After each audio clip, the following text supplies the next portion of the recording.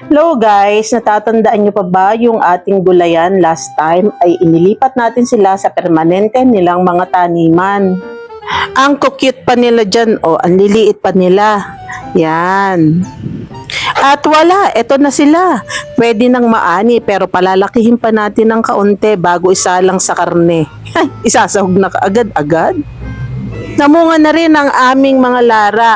Organic lahat ang aming mga halaman. Hindi po ako naglalagay dyan ng fertilizer na makakasama sa kalusugan.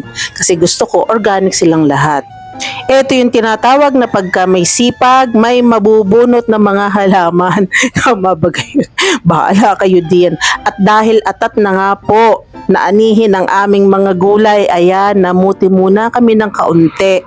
Panglahok sa aming uulamin for today's video. Gumiidad talagang ang gusto nila sa bukid na maghahalaman at hayupan. Hindi katulad noon. Naalala ko nung bata pa kami, kahit sa tabi ng rilis ang bahay namin, nagtatanim ang tatay ko ng mga kamote, balinghoy at iba pang mga gulay.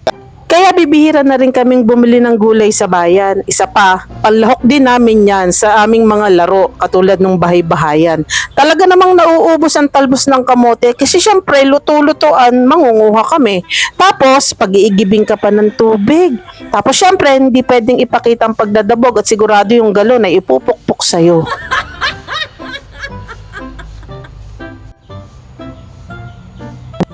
Hindi nga pala namin kinuha ng buo ang mga gulay, kumuha lang kami ng mga tangkay-tangkay para lumaki pa yung mga maliliit na dahon at mapakinabangan pa ng matagal. Yung sitaw naman namin baka ilang linggo pa din bago mapakinabangan yan pero ayos lang, ang importante may iniintay kami kesa sa wala. Patuloy pa rin ang pangunguha ng pechay si Paring Bimbo. Alam ko nang nasa isip niya, naku, nilaga para sa pulutan mamaya.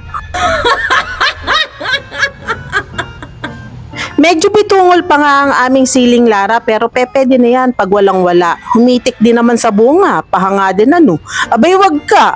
At pag hindi siya bumunga, ibubunutin At dahil nainggit ako, gusto ko ding umani ng gulay. Siyempre, hindi ako papatalo. Namuti din ako. Mustasa naman ang napagdiskitahan ko. Katulad din ni Paring Bimbo, hindi ko pinutol lahat. Kumuha lang ako ng tangkay pang lahok. Masarap ang mustasa pag binuro, tapos may tulingan, may pako, may paho, tapos nasa ilog kayo. Medyo malalaki na nga palang mustasa namin kaya pwedeng-pwede na talagang anihin. Magpapatalo ba ang alaga ko diyan? Abay hindi, syempre. So, hindi pa rin ako nakontento kaya putol pa din ako ng putol ng dahon. Nakaka-enjoy naman talaga. Medyo iba ang saya pag nag-aani ka na or umaani ka na ng sarili mong mga tanim. Yung wala bang sisigaw sa'yo ng, "Hoy, tanim namin yan!" Oh no! Bakit nandito ka na naman? Bakit nandito ka na naman sa gulayan? Pasok na sa loob at mainit. Huwag mo nang ihian yan. Lahat na lang tinatakan mo. Katulad ni Paring Bimbo, madami din akong naiisip na gawin sa gulay namin. Nandyan nga yung buro, ipang sisigang, at saka ginataang kalabasa na mayroong mustasa, na may kaputat na prinitong galunggong. Iba-iba ang cravings, ibang-ibang cravings. Hindi ba pwedeng Starbucks or Contis cake or milk tea?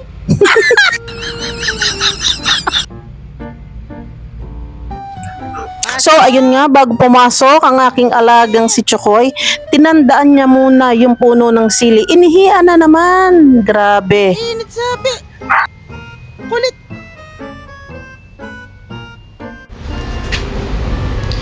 Ito na yung ating mga mustasa.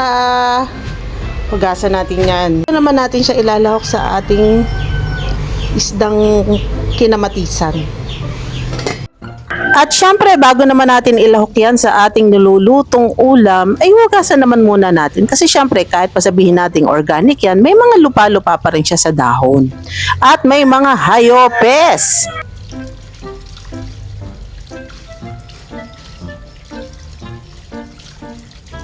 At this is it! O ayan, inilahok na natin ang ating gulay na inani sa ating sinabawang isda. So, kinamatisan na medyo maasim-asim yan, tapos mustasa yung gulay. Ah, sarap! Please follow, like, and share. Salamat po!